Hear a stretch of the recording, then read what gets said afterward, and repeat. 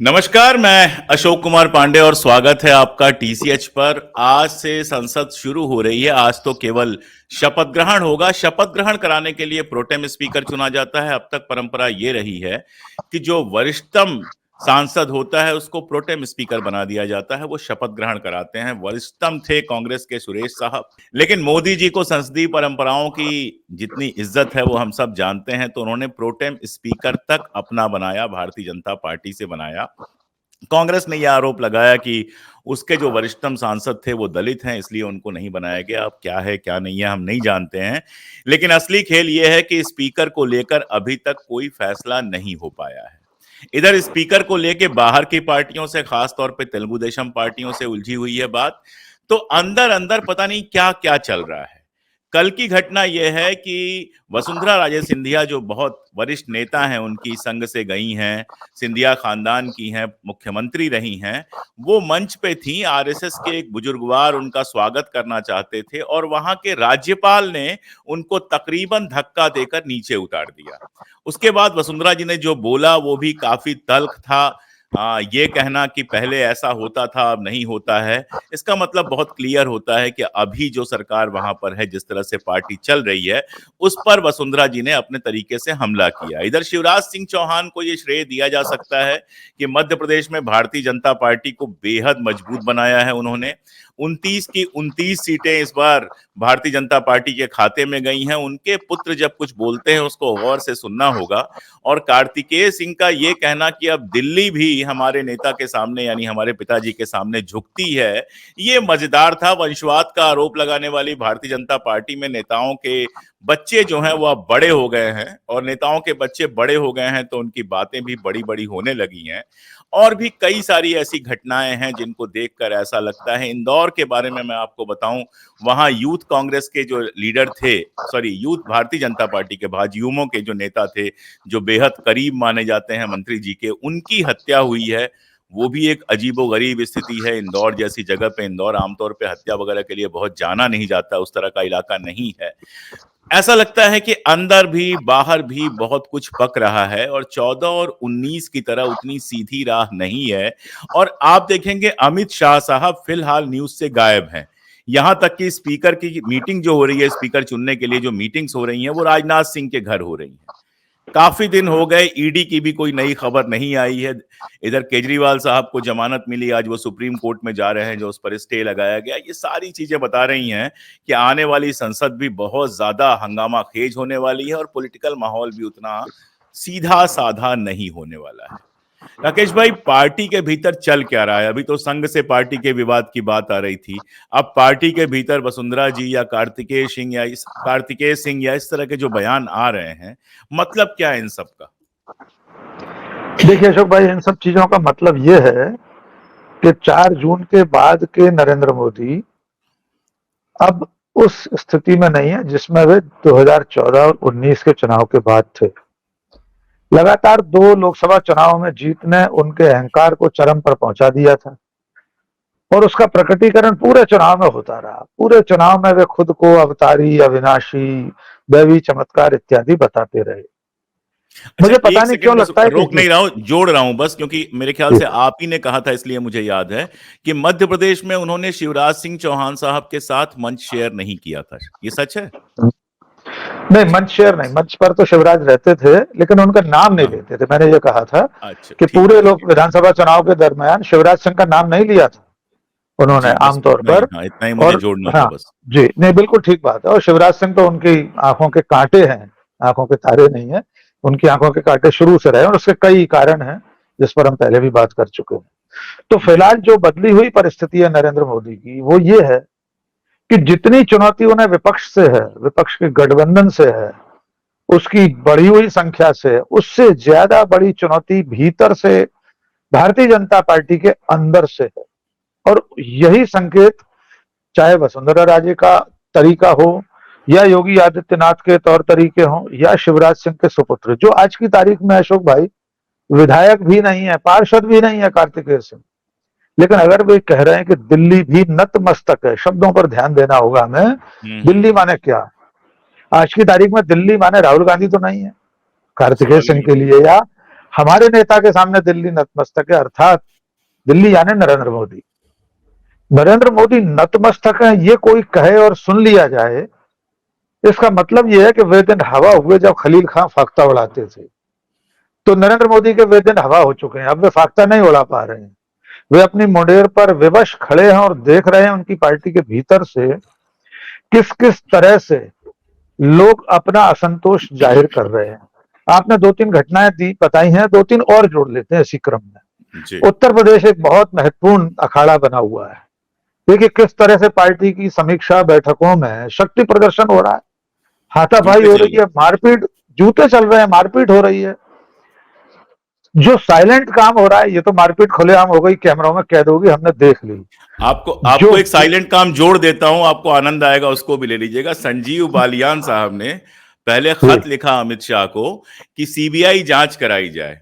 उसके बाद Twitter handle से न केवल भारतीय जनता पार्टी का नाम हटा दिया, अपने आप को सामाजिक कार्यकर्ता लिख दिया, बल्कि उनकी एक वेबसाइट है जो भारतीय जनता पार्टी के प्रचार के लिए उपयोग होती थी। भाई साहब आपको आश्चर्य होगा, वो वेबसाइट काम ही नहीं कर रही है, उसको उड़ा दिया गया। ओफो, लेकिन ये सब तब हुआ जब संगीत सोम ने उनके ऊपर बहुत गंभीर आरोप लगाए। वो भी पार्टी के भीतर का ही शीराजा है जो सड़कों पर बिखर रहा है। जो मैं साइलेंट बात कर रहा हूं वो है योगी आदित्यनाथ के अपने हिंदू युवा वाहिनी के बैठक में जाने की। देखिए पिछले 5-6 साल से हम सब जानते हैं कि योगी आदित्यनाथ हिंदू युवा वाहिनी को एक तरह से बिसरा चुके थे। कोई एक्टिविटी उसकी दिखाई नहीं देती थी, सड़कों पर उपद्रव करने या उस सब में दिख रहा होगा, लेकिन योगी जी अपने काम में व्यस्त थे मुख्यमंत्री बनने के बाद। और योगी आदित्यनाथ राष्ट्रीय स्वयंसेवक संघ की परंपरा से नहीं आते, वे कभी संघ के कार्यकर्ता नहीं रहे, स्वयंसेवक नहीं रहे। उन्होंने अपना एक समानांतर संगठन हिंदू युवा वाहिनी बना रखा था, उसी की दम पर वे यहां तक पहुंचे थे। मुख्यमंत्री कैसे बने थे आंखें तरेर कर दिल्ली को, हम सब जानते हैं। इस चुनाव में उत्तर प्रदेश में जो बुरी गत हुई है बीजेपी की और खुद नरेंद्र मोदी की, उसके बाद से योगी आदित्यनाथ ने और मुखर होना शुरू कर दिया है। बाकायदा 5 घंटे 6 घंटे की हिंदू युवा वाहिनी की बैठक चलती है, उसमें तमाम तरह की बातें होती हैं। ये सीधी चुनौती है नरेंद्र मोदी को। वसुंधरा राजे भी चुनौती दे रही हैं, वे भूली नहीं है दंश। वो जो पर्ची खोलते समय राजनाथ सिंह ने जो पर्ची दी थी, उस समय जो उनके चेहरे का भाव था, जैसे दुनिया का कोई 8वां आश्चर्य देख लिया हो। काठ मार गया था उन्हें कि इस पर्ची में लिखा क्या है, भजन लाल शर्मा। ऐसे 2 बार 3 बार उन्होंने राजनाथ सिंह को देखा, क्या वे भूल सकती हैं? शिवराज सिंह भूल सकते हैं कि प्रचंड ये वैसे ही है कि डॉक्टर राकेश पाठक किसी मीडिया हाउस में बैठे हों और पर्ची खुले मुख्य संपादक की, उसमें उस व्यक्ति का नाम आए, उस लड़के का नाम आए या लड़की का नाम आए जिसकी उन्होंने कल भर्ती की है, जो परसों पास होके आया था और आया कि सर मुझे नौकरी पे रख लो, तो कल भर्ती की है, चलो ट्रेनी हो, और पर्ची खुले कि भाई ये मुख्य संपादक है, इसके अंडर में डॉक्टर राकेश पाठक को काम करना, कुछ ऐसा था। बिल्कुल इंदौर या भोपाल मुख्यालय से आकर कोई व्यक्ति किसी ट्रेनी पत्रकार को प्रधान संपादक बना दे या स्थानीय संपादक बना दे, ये ऐसी स्थिति थी। शिवराज सिंह के साथ क्या हुआ? 2023 के विधानसभा चुनाव में शिवराज सिंह और उनके लाडली बहना वगैरह योजनाओं का जो प्रतिशत था वो पार्टी को दिया वोटर्स ने, लेकिन प्रधानमंत्री ने शिवराज सिंह चौहान को बधाई देना भी जरूरी नहीं समझा, उनसे टेलीफोन पर बात नहीं की, कई दिनों तक उलझाकर रखा। और यहाँ पर्ची खुली डॉक्टर मोहन यादव, 4 बार का मुख्यमंत्री घर बैठा दिया गया। लेकिन कहा जाता है ना कि ये काल चक्र है, काल चक्र उल्टा चल रहा है इस वक्त। काल चक्र इस वक्त नरेंद्र मोदी के विरुद्ध चल रहा है। हर मौके पर, हर अवसर पर उन्हें मात मिल रही है। वे 1,52,000 वोटों से चुनाव जीतते हैं। जिस शिवराज सिंह को आपने घर बैठा दिया था वो 8.5 लाख वोटों से चुनाव जीतते हैं। यानी पार्टी में नंबर 1 सबसे ज्यादा वाले असम वाले हैं, कांग्रेस के धुबरी वाले रकीबुल हसन 10 लाख वोटों से। तो कुल मिलाकर प्रधानमंत्री खुद 240 में 116वें स्थान पर है। शिवराज सिंह तो बहुत पहले नंबर पहुंच गए पार्टी में। इंदौर की जीत को इसलिए नहीं माना जा सकता, वहां प्रत्याशी नहीं था कांग्रेस का, भले वो 10 लाख की जीत हो। ये सारे घटनाक्रम मिलाकर इस वक्त नरेंद्र मोदी को कमजोर कर रहे हैं। इसका फायदा विपक्ष भी उठाएगा। आज से संसद का सत्र शुरू हो रहा है। अब नरेंद्र मोदी जब संसद में बैठेंगे तो उनके सामने 560 इंच वाला राहुल गांधी बैठा होगा, 560 इंच वाला विपक्ष बैठा होगा, और खुद की उनकी छाती के बारे में राहुल गांधी खुद कह चुके हैं, अभी नीट परीक्षा के दरमियान उन्होंने कहा है कि 30-32 इंच की हो गई है। इन सब चीजों में हम विश्वास नहीं करते, हमने भी सिर्फ मुहावरे में ही राहुल गांधी की छाती को कहा है। हम सब सामान्य मनुष्य हैं, लेकिन आज संख्या बल तो दुगना है विपक्ष का।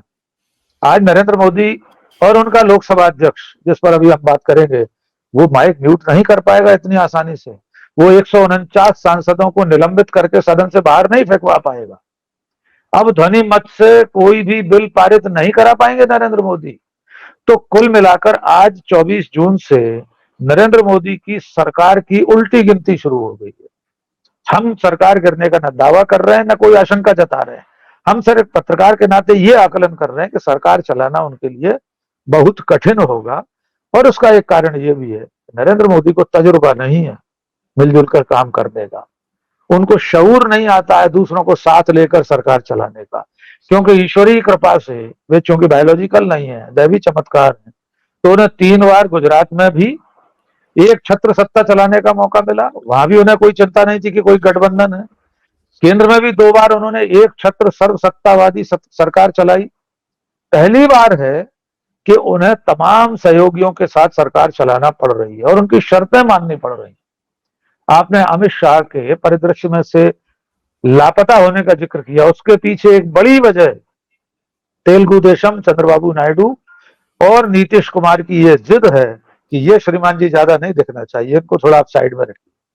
भले आपने गृह मंत्री बना दिया है, लेकिन मंच पर इनकी भूमिका थोड़ी सीमित रहेगी। इसीलिए राजनाथ सिंह के घर पर मीटिंगें हो रही हैं। इसीलिए जब मंत्रिमंडल बन रहा था तब कमेटी में राजनाथ सिंह थे, जेपी नड्डा थे, अमित शाह भी थे, लेकिन समन्वय के लिए वे ज्यादा महत्वपूर्ण थे। तस्वीरों में भी दूसरे नंबर पर राजनाथ सिंह खड़े होते हैं जब भी ग्रुप फोटो हो रही है। तो स्थान परिवर्तन कई लोगों का हो गया है। ये सब इसलिए हुआ है कि सीटों की संख्या कम रह गई है। जी अशोक। तो ये सारा कुछ जो है, जैसे संसद की आपने बात की, 56 इंच और 560 इंच वाले मुहावरे में मैं भी बात नहीं करूंगा, कोई मतलब नहीं है, ये सब बहुत बेवकूफाना बातें थी जिसने भी की थी, तो हम लोग उसमें नहीं उलझेंगे। लेकिन एक बहुत सीधी बात दिखाई दे रही, खुद मोदी जी ने की थी, मेरा 56 इंच का सीना है जी, एक अकेला सब पर भारी, इसलिए हमें उनको उसी भाषा में बताना पड़ रहा है। जी। लेकिन जिस संसद में राहुल गांधी होंगे, अखिलेश यादव होंगे, महुआ मोइत्रा होंगी और समाजवादी पार्टी के पास 37 सांसद हैं, कांग्रेस के पास 101 हो गए, तो वो जो आप एक बात कह रहे थे ध्वनिमत वाला, वो तो खैर मजेदार है ही। एक और बात है कि अब विपक्ष को समय भी आपको ज्यादा देना पड़ेगा। अभी तक तो विपक्ष का कोई नेता ही नहीं था, अब तो विपक्ष का नेता होगा, उस पर भी हम बात करेंगे। जो विपक्ष का नेता होगा वो पहली पंक्ति में बैठेगा, एक तरफ पहली पंक्ति में प्रधानमंत्री बैठेंगे, क्योंकि हमारा लोकतंत्र बहुत खूबसूरत है। ये मैं बार बार कहने की कोशिश करता हूं, हमारा लोकतंत्र बहुत खूबसूरत है। जब जवाहरलाल नेहरू असीम बहुमत के साथ, वो असीम बहुमत था उस जमाने में, जनता के भीतर भी और संसद के भीतर, प्रधानमंत्री थे, तो भी विपक्ष का नेता हुआ करता था, और विपक्ष के जो नेता हुआ करते थे वो बिल्कुल प्रधानमंत्री की बराबरी में बैठते थे। तो हमारी जो संसद है, हमारा जो लोकतंत्र है, वो विपक्ष के नेता को भी उतना ही महत्व देता है। अब ये अलग बात है कि पिछले 10 सालों में आपने कितना बड़ा दिल दिखाया, क्या किया, तो अब तो विपक्ष का नेता आपकी बराबरी में बैठेगा, सवाल जवाब होंगे और ज्यादा समय आपको देना पड़ेगा। प्रधानमंत्री महोदय अक्सर संसद में सिर्फ अंतिम वक्ता के रूप में आकर हंसी मजाक करके, हंसी मजाक में इसलिए कह रहा हूं कि गंभीर इश्यूज पे वो कोई जवाब नहीं देते हैं, वो सिर्फ विपक्षियों का मजाक उड़ाते हैं जो उनका अंतिम भाषण होता है। अभी तक हमने 10 साल में यही देखा है। अब ये संभव नहीं होगा, अब ये बिल्कुल संभव नहीं होगा, क्योंकि आपके पहले विपक्ष का नेता बोलेगा और उसको पूरा वक्त उतना ही दिया जाएगा जितना वक्त आपको दिया गया है। वो संसदीय परंपरा है, उसमें आप बहुत कुछ कर नहीं सकते हैं। मोदी जी भी अगर आप देखेंगे तो पिछले दिनों में कोई उनका बड़ा बयान नहीं आया है। कश्मीर गए और कश्मीर में बाकायदा अबाया, या जिसको स्कार्फ कहते हैं, वो मुस्लिम स्कार्फ होता है अबाया, उसको पहनी हुई महिलाओं के साथ फोटो खिंचाया। कर्नाटक में, मध्य प्रदेश में हमने देखा है कि हिजाब वाली महिलाओं को या लड़कियों को स्कूल में आने से रोका गया। प्रधानमंत्री जी हरा दुपट्टा पहनते हैं वहां पर गले में, और अबाया पहनी लड़कियों के साथ सेल्फी खिंचाते हैं। वो चाहते तो नहीं भी खिंचाते, कोई जरूरी नहीं था। कोई संदेश देख रहे हैं इसके पीछे आप? देखिए, मैं तो संदेश देख रहा हूं ये कि उन्हें शायद ये लगने लगा है उनकी हिंदू मुस्लिम राजनीति ने उनका नुकसान किया है। लेकिन मुझे इतना भरोसा है मोदी जी पर, एक नागरिक के नाते और एक पत्रकार के नाते, पिछले इतने सालों से, अब अगर हम गोधरा से ही शुरू करें उन्हें देखना, उससे पहले उतना ध्यान नहीं जाता था, तो हम लोगों को लगता है कि वे बदलेंगे नहीं अंदर से। इस उम्र में कोई इतना नहीं बदल सकता कि अपनी अंतरात्मा के मूल विचार को त्याग दे। मैं लगातार 4 तारीख से कह रहा हूं, बार बार लोग कह रहे हैं बदल जाएंगे, मैं कह रहा हूं वे नहीं बदले। वे आखिरी दौर में अगले, क्या खाक मुसलमान होंगे? बिल्कुल, उम्र गुजरी है सारी बुत परस्ती में, अब आखिरी वक्त में क्या खाक मुसलमान होंगे। तो मेरा कहना यह है कि वे अगले किसी भी कमजोर अवसर की तलाश में होंगे, या तो विपक्ष की तरफ से कोई ऐसी गलती हो, कोई भूल हो, या उन्हें कोई ऐसा अवसर मिले जब वे अपने आप को निश्चिंत पाएंगे, उस दिन वे फिर शमशान कब्रिस्तान की बात करेंगे, उस दिन फिर एक वे हिंदू एक और चीज मुसलमान की जोड़ दूं बात राकेश करेंगे। भाई, एक तरफ ये हो रहा है, दूसरी तरफ ये हो रहा है कि लिंचिंग और इस तरह की घटनाओं में अचानक तेजी बढ़ आई रहे, है। मध्य बिल्कुल। प्रदेश में तो आप हैं ही, हिमाचल में देखा गया, यूपी के अलीगढ़ में देखा गया, उधर झारखंड में देखा, सॉरी, छत्तीसगढ़ हिमाचल में में दुकान देखा खड़ी, गया। हिमाचल बिल्कुल, में भी घटना हिमाचल हुई देखा वो। गया, छत्तीसगढ़ में देखा गया, उड़ीसा जहां इनकी नई नई सरकार बनी है, बालासोर में देखा गया। तो एक तरफ से, और दूसरा सोशल मीडिया, चूंकि मैं बहुत गौर से देखता हूं, तो फर्जी जो खबरें चलाने का और फर्जी जो इतिहास करने का है, बिल्कुल से दोबारा से ऐसा लगता है कि दौर शुरू हुआ है। तो दोनों खेल साथ में चल रहे हैं। दोनों साथ चलेंगे। देखिए, थोड़े दिन चुनाव परिणाम निकलने के बाद हताश थे वे, निराश थे, उनका हौसला टूटा हुआ था, लेकिन अब जब उन्हें लगा कि सरकार तो बनी गई है, तो वे पुनर्मूषको भव हो गए, वे फिर उसी काम पर आ गए हैं। नरेंद्र मोदी भी आज नहीं कल लौटेंगे। आज भले उन्होंने हरा दुपट्टा डाल लिया था कश्मीर में, लेकिन मुझे ऐसा लगता है कि वे फिर उसी राजनीति पर आ जाएंगे। अब उन्हें जो रोकने का काम कर सकता है वो कौन है? आपने विपक्ष के नेता की बात कही, संसद की बात कही, नेहरू जी का जिक्र किया। आप देखिए, हमारे संविधान निर्माता कितने विशाल हृदय थे, उन्होंने नेता प्रतिपक्ष को कैबिनेट मंत्री का दर्जा दिया है। यस। आप देखिए, संविधान में इतने सारे प्रावधान हैं कि केंद्रीय जो शिखर नियुक्तियां हैं, उन सब में, उन कमेटियों में नेता प्रतिपक्ष बराबर से बैठेगा। प्रधानमंत्री होंगे, चीफ जस्टिस ऑफ इंडिया होंगे, कई ऐसी चीजें हैं जिसमें सीजीआई होता है, पीएम होता है और लीडर अपोजिशन होता है। तो नरेंद्र मोदी, अब अगर राहुल गांधी नेता प्रतिपक्ष हुए, हम नहीं जानते वे स्वीकार करेंगे कि नहीं अपने राष्ट्रीय ये अध्यक्ष भी का सवाल है निर्देश। ये भी सवाल आपसे, जी, इस सवाल को भी हाँ, इस ले पर लीजिए आएंगे। कि विपक्ष के नेता को लेकर इतना समय क्यों गंवाया जा रहा है, अभी तक घोषित क्यों नहीं किया गया? बिल्कुल, देखिए, मैं आपको, मुझे मुझे जो लग रहा है, साथ में राहुल ले गांधी, लीजिएगा अपने समय पे आप। इसी को साथ में ले लेता हूं। तो मैं पहले ही इस जी, बात पर आ जाऊं कि नेता प्रतिपक्ष को बिल्कुल। क्या हैसियत मिली हुई है। हमारे दर्शकों की सामान्य जानकारी के लिए सब जानते ही हैं, लेकिन हम फिर भी दोहरा देते हैं। नंबर एक, संविधान निर्माताओं ने उसे इतना सम्मान दिया कि कैबिनेट मंत्री का दर्जा दिया, उसकी सारी सुख सुविधाएं, उसका ऑफिस, उसका प्रोटोकॉल, सब कैबिनेट मंत्री के समकक्ष है। नंबर दो, केंद्र सरकार के तमाम सारे ऐसे सर्वोच्च पद हैं जिनकी जो स्क्रीनिंग कमेटी है, सिलेक्शन कमेटी है, स्क्रीनिंग कमेटी तो नहीं कहना चाहिए, जो सिलेक्शन कमेटी है, अंतिम निर्णय जो कमेटी करती है, उसमें नेता प्रतिपक्ष बराबर से प्रधानमंत्री के साथ बैठता है। विदेशी राष्ट्राध्यक्ष, विदेशी प्रतिनिधि आएंगे तो उसके साथ में भी लीडर अपोजिशन का प्रोटोकॉल होगा, उसको मिलवाना है। जो भी शासकीय आयोजन है, उस सब में प्रोटोकॉल के अंतर्गत लीडर ऑफ अपोजिशन सरकार के द्वारा पूरा सम्मान प्राप्त व्यक्ति होगा। एक तो ये, तो नरेंद्र मोदी के लिए एक तो भवबाधा ये है कि अब तक जो थे अधीर रंजन चौधरी साहब, उनकी जगह अगर गौरव गोगोई, राहुल गांधी या ऐसा कोई व्यक्ति, दीपेंद्र सिंह हुड्डा, शैलजा, कई नाम जो चल रहे हैं, मैं इन नामों का इसलिए जिक्र कर रहा हूं कि ये नाम अभी चर्चा में है। नेता प्रतिपक्ष का चयन कांग्रेस क्यों नहीं कर पा रही, इसके उत्तर में मुझे ऐसा लगता है राहुल गांधी अब भी उस नैतिक दबाव में है कि लोग ये आरोप न लगाने लगे कि सोनिया गांधी संसदीय दल की नेता हैं, अब ये लीडर अपोजिशन हो गए, बहन भी लोकसभा चुनाव लड़के आने वाली है, तो परिवारवाद की बीन फिर से बजाने लगेगा वो जो भोंपू मीडिया है वो, और बीजेपी के लोग। अब भाई साहब राहुल गांधी अब उससे भाई बचना साहब चाहते हैं। भारतीय जनता पार्टी जितना कुछ कर चुकी है, उसके बाद कोई परिवारवाद की क्या बीन बजाएगा? आप बताइए, भारतीय जनता पार्टी का कोई एक बड़ा नेता है जिसका परिवार हो और राजनीति में ना हो? अब जिसका परिवार ही नहीं है उसकी बात छोड़ दीजिए, लेकिन एक बिल्कुल। बड़ा नेता ऐसा नहीं बचा है, अमित शाह से लेके नीचे तक, जिसका परिवार हो और राजनीति में ना हो। चाहे अमित शाह हो, चाहे अशोक राजनाथ सिंह हो, चाहे अशोक शिवराज भाई, सिंह चौहान हो, गिनते जाइए। इसी मंत्रिमंडल में, माननीय नरेंद्र मोदी के हाँ, इसी मंत्रिमंडल में 19 केंद्रीय मंत्री हैं, शायद 20 हैं, पर मेरे संज्ञान में 19 हैं। 19 केंद्रीय मंत्री ऐसे हैं जो अपने परिवारों की दूसरी पीढ़ी है, कई तीसरी पीढ़ी है। ज्योतिरादित्य सिंधिया से लेकर लंबी सूची है, पीयूष गोयल, अनुराग ठाकुर शायद मंत्री इस बार नहीं बने हैं, लेकिन बाकी 19 केंद्रीय मंत्री ऐसे हैं। और कुल 240 में से कम से कम 99 या 100 सांसद बीजेपी के ऐसे हैं जो परिवारवाद की परंपरा से ही राजनीति में है। दूसरी और तीसरी पीढ़ी के सांसद हैं। एच डी देवगौड़ा, उनकी 3 पीढ़ी राजनीति में है, मंत्रिमंडल में मंत्री हैं उनके सुपुत्र। कितने नाम गिराएंगे? तो राजनीति में है कि किस नीति में है, अब तो ये तय करना उसमें भी उनका कुनबा बहुत नाम रोशन कर रहा है। रेवन्ना के बड़े भाई सूरज रेवन्ना अरेस्ट भी हो गए हैं, वे भी हिरासत में है, रेवन्ना भी। कुल मिला प्रज्वल रेवन्ना, कुल मिलाकर हम नेता प्रतिपक्ष की बात कर रहे थे। राहुल गांधी इस संकोच से अपने आप को मुक्त नहीं कर पा रहे हैं। पहले उन्होंने अपने आप को मुक्त करने के लिए कांग्रेस अध्यक्ष का पद छोड़ा, बिल्कुल कसम खा ली, शपथ ले ली, नहीं बनूंगा। साल भर तक कांग्रेस पार्टी जिद करती रही, अंततः वे अध्यक्ष नहीं बने। गांधी परिवार को उन्होंने इस आरोप से मुक्त कर दिया कि कांग्रेस पार्टी गांधी परिवार की पार्टी है।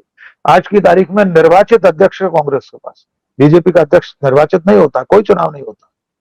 और अब तो पारित कर लिया राष्ट्रीय कार्य समिति ने कि जो कार्य समिति चाहेगी, संसदीय बोर्ड चाहेगा, उसे अध्यक्ष बना दिया जाएगा। विधिवत इसका प्रस्ताव आ चुका है बीजेपी में। जेपी नड्डा भी दोबारा के कार्यकाल में और अभी एक्सटेंशन पे है 6 महीने। कुल मिलाकर मुझे लगता है कि राहुल गांधी को मल्लिकार्जुन खड़गे ने और पार्लियामेंट्री बोर्ड ने जो आदेश दिया है, इन कैमरा सबके सामने खड़गे ने कहा कि मैंने इनको वार्निंग दी है कि अगर ये पार्टी का आदेश नहीं मानेंगे तो इनके खिलाफ अनुशासनात्मक कार्यवाही होगी।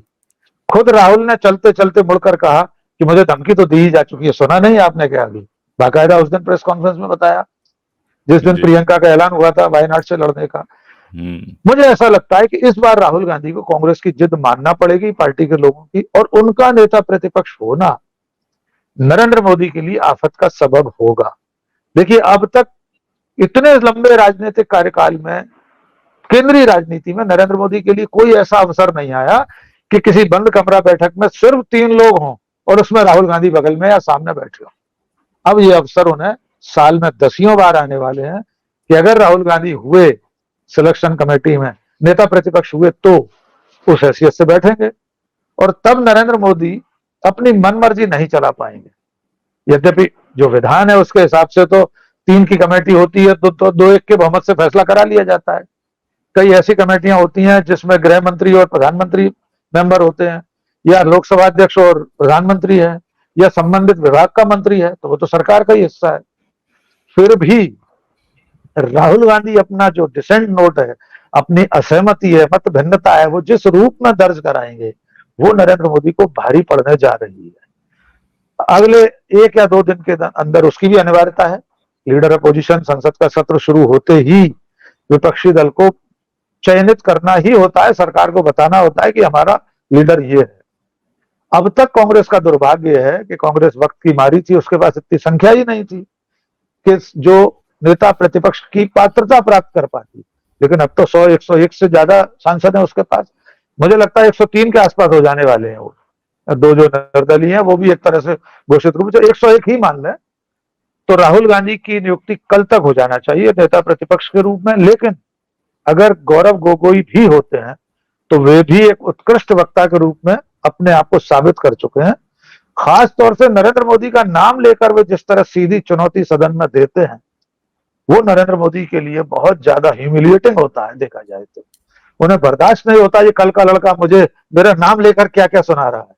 और राहुल गांधी अगर होंगे तब तो आप सोच सकते हैं कि क्या क्या नहीं कहेंगे। आखिरी उस पे चलते हैं भाई साहब, लोकसभा अध्यक्ष। मतलब बाकी सब तो भारतीय जनता पार्टी ने मनवा लिया, सारे इंपॉर्टेंट मंत्रालय ले लिए, सब कुछ ले लिए, लेकिन ये एक ऐसी चीज है जिस पर पेच फंसा हुआ है। अभी तक कुछ भी, कोई भी, कई सारे नाम चल रहे हैं। कहीं जगह आ रहा है कि ओम बिरला ही दोबारा होंगे, कई जगह आ रहा है कि टीडीपी अभी तक अड़ी हुई है। मुझे लगता है कि अगर टीडीपी मान गई होती तो अभी तक घोषणा हो गई होती शायद। देखिए, मुझे ऐसा लग रहा है कि अब जो असली लड़ाई होने वाली, सड़क की लड़ाई तो खत्म हो चुकी, ईवीएम मशीन की लड़ाई खत्म हो चुकी, अब जो भी संघर्ष है वो सदन ईवीएम की लड़ाई खत्म नहीं हुई है भाई साहब, कोर्ट में सारे मामले चले गए हैं। अभी दोबारा जांच होगी, उन सबों का बहुत मजा आएगा जिस दिन कोर्ट में जाएगा। बिल्कुल बहुत मजा आएगा। लेकिन कुल मिलाकर चुनाव संपन्न हो चुका है, उससे बहुत ज्यादा परिवर्तन नहीं होगा। देखिए, मान लीजिए फरीदाबाद और करनाल सीट अगर कांग्रेस को मिल भी जाए, मुंबई वाली शिवसेना उद्धव को मिल जाए, तो संख्या बल पर कोई बहुत फर्क नहीं पड़ेगा, सरकार गिरने जैसी स्थिति नहीं होगी। संख्या बल पे नहीं पड़ेगा, लेकिन ईवीएम पर एक बड़ा वाला क्वेश्चन मार्क और बड़ा, चुनाव पर एक बिल्कुल बड़ा वाला बिल्कुल क्वेश्चन मार्क नैतिक तो खड़ा हो जाएगा। नहीं, लेकिन मजे की बात तो ये भी है सर, उसमें बीजेपी भी तो है, शिकायत करता हूं मैं, फरियादी तो बिल्कुल, बीजेपी 3 भी सीटों है, पर बीजेपी है, 3 सीटों पर 3 बीजेपी सीटों के पर लोगों ने बीजेपी किया है। है। ये बड़ा दिलचस्प है मामला। लेकिन अब असली लड़ाई सदन में होनी है, जिसमें सरकार के गिरने का खतरा हर दिन बना रहेगा। किसी भी बिल को पारित करते समय, किसी भी प्रस्ताव पर, हर अवसर पर अगर 1 मिनट के लिए भी सरकार वहां पर सदन में हुए मतदान में पीछे रह जाती है तो सरकार नैतिक रूप से गिर जाती है। नियमानुसार सरकार विश्वास खो देती है सदन का, लेकिन उससे बचाने के लिए उनके पास एक सेफ गार्ड होता है, लोकसभा अध्यक्ष, जो हमने देखा किस तरह पिछले 10 साल में बिल पारित हुए, किस तरह कानून बनाए गए। कृषि कानून हमने देखा, माननीय हरिवंश जी ने कैसे पारित करा दिया राज्यसभा में, लोकसभा में भी हमने सब देखा ही है। अभी चलते चलते अंतिम सत्र में 149 या 150 सांसद निलंबित थे, तब सरकार ने कई बिल पास कर लिए थे। उस सब परिस्थिति को देखते हुए बीजेपी को यह लग रहा है कि अब लोकसभा अध्यक्ष भी हमारे पास जैसा रबर स्टाम्प पहले था वैसा ही हो, वैसी ही कठपुतली हो, जिसकी डोर हमारे हाथ में बनी रहे, इसके लिए ये सब रस्साकसी चल रही है। टीडीपी जो है, चंद्रबाबू नायडू चाहते हैं, शायद नीतीश कुमार उसमें ज्यादा हठधर्मिता नहीं दिखा रहे हैं। चंद्रबाबू की जिद शायद ये होगी कि कम से कम आपने वो जो महत्वपूर्ण चारों मंत्रालय हैं वो अपने पास रख लिए, लोकसभा अध्यक्ष तो हमें दे दीजिए, तो सदन चलाते समय थोड़ा सा अंकुश तो टीडीपी का भी बना रहे और विपक्ष को भी राहत महसूस होगी। लेकिन मेरा आकलन यह है कि नरेंद्र मोदी और अमित शाह अपनी मर्जी का लोकसभा अध्यक्ष बनाने में कामयाब होंगे। 26 तारीख को मतदान उसका चयन होना है, वो भी चुना ही जाएगा बाकायदा। अगर प्रतिपक्ष के साथ सौदेबाजी में ये हो गया कि उपाध्यक्ष का पद प्रतिपक्ष को दे दिया बीजेपी ने, जिसकी संभावना अब लग रही है, पहले तो नहीं देते हुए लेकिन अब दे सकते हैं, तो शायद बीजेपी अपनी इच्छा का, यानी नरेंद्र मोदी, बीजेपी तो है ही कहां, मोदी जी और एनडीए अपनी मर्जी का लोकसभा अध्यक्ष बना पाएंगे। मुझे ऐसा लगता है शायद ओम बिरला ही फिर से अध्यक्ष बन रहे हैं। कोई और परिवर्तन होता है तो कल शाम तक सामने आ जाए। जी अशोक। तो 149 सांसदों को बाहर करके जो बिल पास कराए गए थे उसमें से एक बिल आईटी से जुड़ा हुआ था, जो हमारी और आपकी रोजमर्रा की जिंदगी से बहुत करीब से जुड़ा हुआ है। हमारी क्योंकि हम यूट्यूब पर हैं, और आपकी क्योंकि आप इस दुनिया में हैं, आपके पास मोबाइल है, आप सोशल मीडिया अकाउंट चलाते हैं। जी, सोशल मीडिया अकाउंट से जो आप लिखते हैं, जो आप बोलते हैं, छोटे वीडियोस बनाते हैं, ये मत समझिए कि ऐसा कुछ होगा तो सिर्फ रवीश कुमार पर या ध्रुव राठी पर या अजित अंजुम पर या डॉक्टर राकेश पाठक पर या इस तरह के लोगों पे असर पड़ेगा। कोई भी व्यक्ति जो ट्विटर पे लिखता है, सोशल मीडिया पे लिखता है, उसकी निगरानी और वगैरह वगैरह ढेर सारी चीजें हैं, उस पर हम अलग से कभी बात करेंगे, डिटेल वीडियो में लेकर आऊंगा। इतना इंपॉर्टेंट बिल जो अभिव्यक्ति की पूरे आजादी के अधिकार को खत्म करने वाला है, वो ऐसे पास करा लिया गया कि किसी को पता ही नहीं चला, पूरे विपक्ष को बाहर करा दिया गया, कोई बहस नहीं हुई और खटाखट खटाखट खटाखट बिल पास करा लिए गए। इस बार ये काम इतना आसान नहीं होगा, हालांकि एक बार जब आदत पड़ जाए तो कोशिश लगातार होगी कि वैसे ही चीजें चलती रहें। अब विपक्ष के ऊपर है कि सदन के बाहर और सदन के भीतर कितना दबाव बना सकती है, कितनी मजबूती से लड़ सकती है और जनता के अधिकारों की कितनी रक्षा कर सकती है। बाकी कोर्ट कानून और सब सब है ही, हम भी हैं, आप भी हैं, देखेंगे आगे क्या क्या होता है। अभी के लिए इतना ही। बहुत शुक्रिया राकेश भाई, बहुत शुक्रिया।